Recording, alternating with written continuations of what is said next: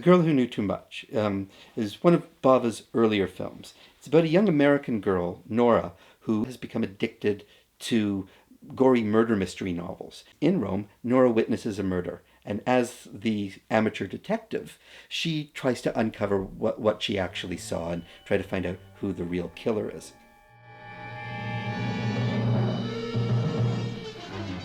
Quel film nasce come una commedia, doveva essere una commedia giallo-rosa. E infatti in parecchi punti del film c'è ancora la commedia, il tentativo di fare la commedia. Se però il film si sposta molto sul thriller, sulla tensione, è perché Mario Bava non ci credeva come commedia e ha cercato di portarci dentro elementi seri per fare una storia seria da interessare il pubblico.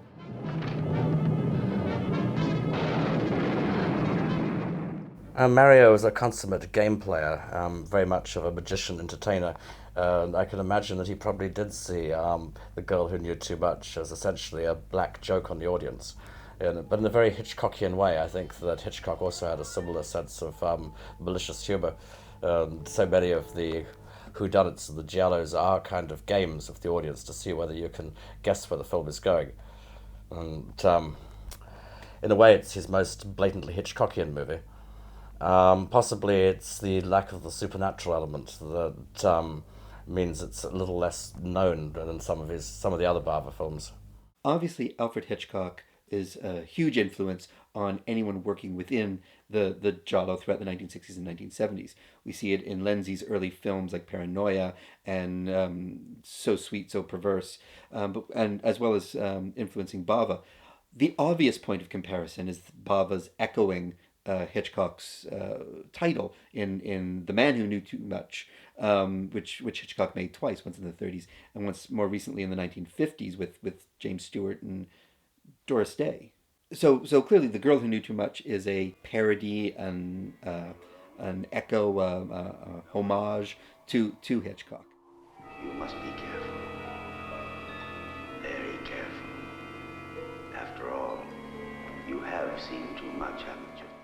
I suspect that The Girl Who Knew Too Much maybe is still showing such a debt to Hitchcock in a way that possibly it doesn't establish its own identity quite as strongly as Black Sunday. I mean, there really wasn't anything else like Black Sunday at all when Black Sunday came along. It's a completely bizarre gothic movie from nowhere, and Barbara Steele's presence is just so strong and radiant that it draws one right in. Girl Who Knew Too Much, I think in hindsight, it's difficult for people to fully appreciate because we've had so many great movies like that since that we don't really realize how radical it was at the time and just how much new territory Bava was blazing. It's a step between the Edgar Wallace movies, the German krimis, and the fully blown giallo that we would later encounter in the 70s that really came together with Blood and Black Lace. And the work of Dario, who of course picked up all the cues from Mario and then ran with the ball still further. Come in. Come in, signorina. Why is The Girl Who Knew Too Much really important in the annals of Italian genre? Well, mainly because it is the very first giallo picture, I think. I mean, giallo, as we all know, is named after the yellow paperback books that Mondadori published, and because they published nothing but thrillers, the title has stuck for anything that is sort of like crime-related. And as a result of that, I think there were giallo movies before it, but nothing really that was actually called that until The Girl Who Knew Too Much, and I think mainly because of the title. The clue is in the actual Italian title, because The Man Who Knew Too Much, which was the Hitchcock, very famous film, and all Bava did was just sort of like swing it round and change the gender. Perhaps Nora has seen the killer, but how do we know that he hasn't seen her? Throughout the 1960s, Mario Bava tried his hand at a lot of different genres. Viking movies, science fiction, action-adventure spy films, as well as the horror films that we're used to him making. So it's not surprising for me that this very idiosyncratic film by Bava comes out in this period of experimentation for him. I don't think Bava tried as an agenda to create the giallo as a genre in the 1960s. I think he made his films, which other filmmakers picked up certain aspects, and it evolved into what we call the giallo today. Within that particular film, we have the amateur detective who goes on vacation into a exotic and exciting new location. It deals with the testimony oculare, the eyewitness account, because she's not entirely sure what she saw. And so it's those aspects of the murder mystery that really get picked up and developed in the 1970s by other giallo filmmakers like Dario Argento and Lucio Fulci. Whether Bava knew this or not, and he's done it a lot in his career, he actually did sort of like, well, film the cliches that now we all have. I mean, he wasn't doing it back then, but everything he did has gone on and on and on to become so symptomatic of that genre. He'd almost did it by accident, and yet he minted what everybody thinks is now the genre. So it's quite very interesting to me. I really like the movie, actually. I think it's really a good one. I mean, when you look at it, sometimes it actually doesn't make that much sense, which is what actually the best giallos don't, for me. I mean, they're just sort of like heightened thrillers with a bit of horror thrown in. And sometimes, you know, the motives are a bit fuzzy, and sometimes they don't make any sense at all. But it doesn't matter, because it's all about the style. And of course, Mario Bava was the preeminent stylist of his day, and I think it really shows in that particular film.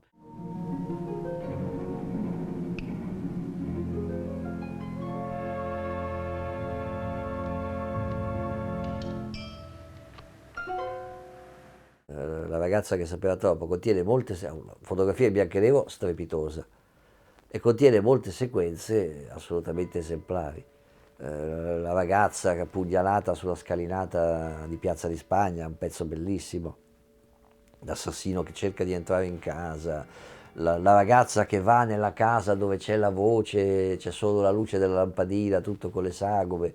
Cioè ci sono dei pezzi di cinema, di tensione, di thriller magistrali. Mario Bava era un fantastico direttore della fotografia, eccezionale, e ha fatto grandissimi film, una carriera lunghissima. Il suo bianco e nero è strepitoso, è bellissimo. Se voi prendete, per restare nel campo del fantastico che a me piace, La morte viene dallo spazio, lui fa la fotografia di quel film, cioè una fotografia bianco e nero, sembra un film americano, sembra il dottor Stranamore di Kubrick. Quel bianco e nero c'è in quel film di Bava, perché lui come operatore era strepitoso.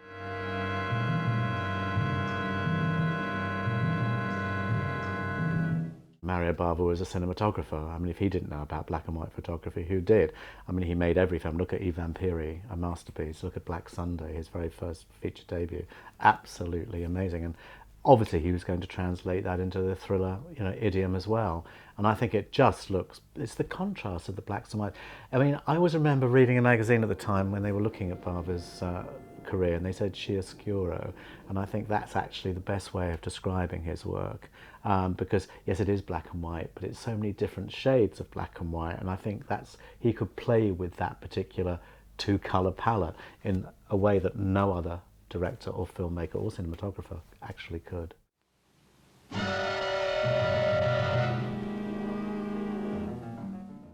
Well, Mario Bava is really the godfather of Italian Gothic cinema. He's really the guy who invented it all. I mean, before him there was Riccardo Freda, but I don't think Riccardo's heart was really in it. Mario really grabbed the genre and ran with it in ways that we still can't fully appreciate. Mario is a real magician.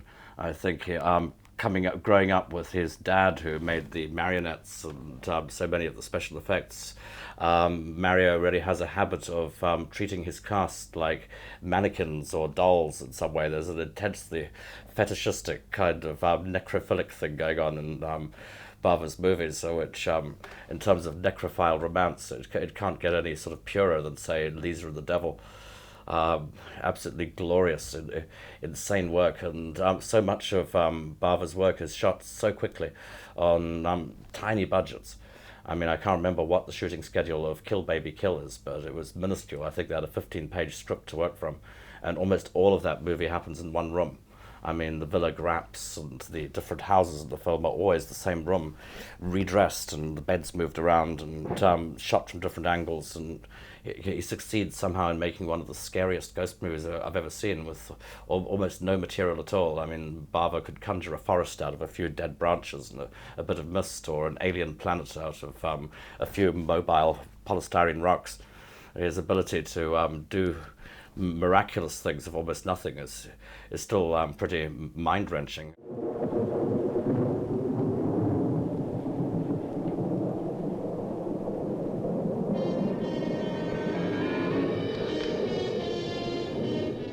One of Bava's genius moves is to film using location shooting. So it creates the sense of a travelogue throughout Rome. The murder that Nora first sees is, of course, on the Spanish Steps. And so we have this sort of travelogue quality to the film that Bava does not explore further in Blood and Black Lace, but other giallo filmmakers later throughout the 1970s gives it that sort of jet set quality to it, of looking at these kind of tourist locations within Rome. Poi la bravura di Mario Bava è che ha codificato certe bellezze di Roma.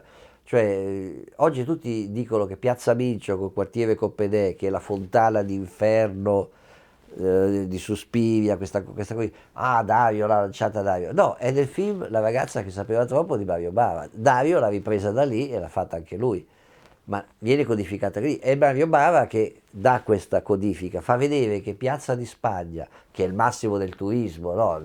Spanish Steps, però fanno paura di notte. Lui la fotografa di notte con una strada a luce e fa una paura terribile.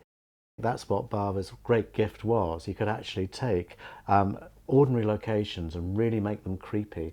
And in that case, with the Spanish Steps, he did exactly that. I mean, it's a shame that house actually doesn't exist on the steps, but you can still go through the gates. And if I ever do a tour of Rome with fans, I always take them to that particular place and say, this is where it all started from.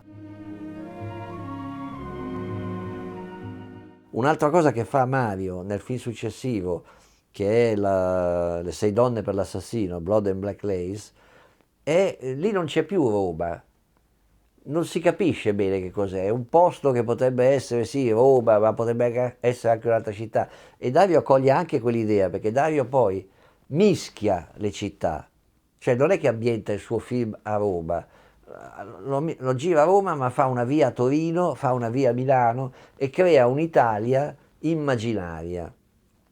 E vengono tutte da queste opere, da questi film, e Dario li porta al massimo risultato possibile, le fa diventare una regola. Bava was very good at that. I mean, also he was tremendous at sort of the sets and, you know, building inside studios. I mean, he knew exactly what he was doing. I mean, he didn't need to sort of like build too much. He could just build exactly what was just outside the frame and it would be fine. But no, I mean, you know, he was a good man for that, and I think we all owe him a great deal. Good night. Good night. Good night. Love Letitia Roman in it, love John Saxon. They've got great stories about the movie, how they made it. John Saxon especially, I remember telling me how, you know, that he really didn't have a clue what was going on, and Bava just saying, oh, just get on with it, just get on with it. Letitia Roman never had a really big film career. I think Girl is probably her most famous, and she's pretty and she's a reasonable actress. Would have been nice to have seen her do a lot more. And it's always great seeing John Saxon in these films.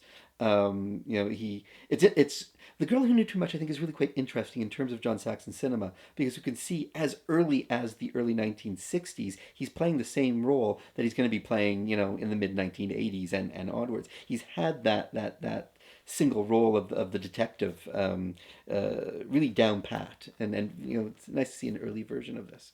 But I'm always extremely happy to see John Saxon in the movie. We don't see enough of him.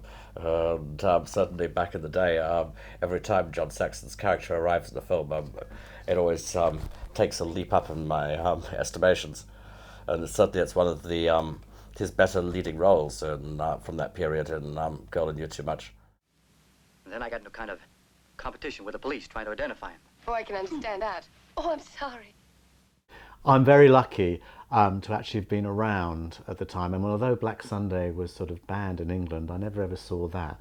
But of course, it was in all the fan magazines that I would read, like Famous Monsters, and so I knew all about it. So, you know, Mario Bava's name was actually already sort of impacted in my brain, thinking, well, I've got to look out for this. And of course, Evil Eye, which is what it was called in the UK, I'd be off there like a flash, pretending to be 16 because it was an X certificate.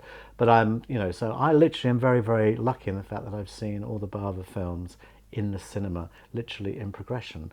So, and what can you say? I mean, you could see there was something different about it, and you could see it was obviously Italian because of the dubbing. But I mean, you could see that had a sort of an innate style that you didn't really get from American movies at the time, especially American horror movies. That's all I ever saw. So you could really tell that here was something different and something you should really pay close attention to. Il cinema, gente come Mario Bava, erano considerati artigiani. Perché? Perché tutta la critica italiana era la critica del film impegnato, vale a dire il film dove c'è il problema sociale della casa, dell'uomo che deve trovare il lavoro, queste cose qua. Film che non facevano una lira al box office, che però per la critica esistevano solo questi film. Di questi film, tranne quei pochi di grandi artisti, sono spariti tutti. E sono emersi invece questi film popolari, disprezzati, che poi uscivano, i film di Mario Bava, credo che non siano quasi mai usciti dalle sale di prima visione, uscivano nei cinema popolari. Non avevano la prima, uscivano dal cinema popolare in campagna, poi forse arrivavano per 2 giorni in città, quindi erano considerati filmacci. It's really strange because the reviews they never understood genre in Italy anyway, or America. So it took sort of like Midi Minuit, Fantastique in France to actually sort of like make people aware of what Bava was actually up to, I think. So all the people who were saying, oh yes, it's a masterpiece, Black Sunday, they didn't really say that at the time. I mean, they were quite sniffy and snobby about it. It was the audience who discovered it because it delivered what you want from a horror film, which is the fright. And so as a result of that, I think Bava really did get a bad rap. In fact, I mean, Lamberto always says that his father got the worst critic in Italy of anyone, because they just didn't, they thought he was like working in an area that was so below what the Italian cinema should aspire to. It wasn't neorealist, what was he doing, slumming around in this genre. And yet, of course, those are the films even today that are sort of like stood the test of time. Nobody wants to sit through the Antonionis or the Fellinis anymore. They'll all sit through Bava's because he actually did deliver what they were supposed to do from that point. And I think the critical reception, the only person I always remember who ever reviewed Bava's films well was Joe Dante when he used to write in Castle of Frankenstein. And I always remember one particular line where he said to be a Bava fan is to have your heart broken on occasion when he didn't like something, because you're expecting the best from this guy, and when he doesn't deliver, it's like a little bit of you dies. But but then he's always back with something new. In the case of The Girl Who Knew Too Much, I think it actually did deliver what he set out to do. I mean, it's all the ABC murders, the deaths. I mean, that sort of like goes off in the distance in a way, doesn't it? It doesn't quite get there. It is a bit fuzzy around the edges. But I mean, no. I mean, I think it was what it was supposed to do at that time, and I think critics there sort of gave that a pretty easy pass. I think it's because they could see that he was trying to do something different, but I might be wrong. But out of all the films I've ever read Italian reviews of from Bava's, I think The Girl Who Knew Too Much was the one that got more favourably accepted, because they could see where it was coming from in the lineage. What an idiot. Washing the blood off that knife in a bathtub. I really like The Girl Who Knew Too Much. When you watch a lot of the 70s giallo films, particularly by horrible phrase, but minor directors that touched into the giallo throughout the 70s, it can all start looking very much the same after a while. And The Girl Who Knew Too Much still is very distinct in its innocence, in its playfulness, in its very nascent form of the genre. It's so unlike what Bava is primarily known for. Films like Black Sunday or Mask of the Demon or Blood and Black Lace, Barren Blood, these kinds of films. So I think it's considered minor Bava within the study of Mario Bava's cinema. It's minor Bava, but it's still one of my favorites. It's such such a lovely little film.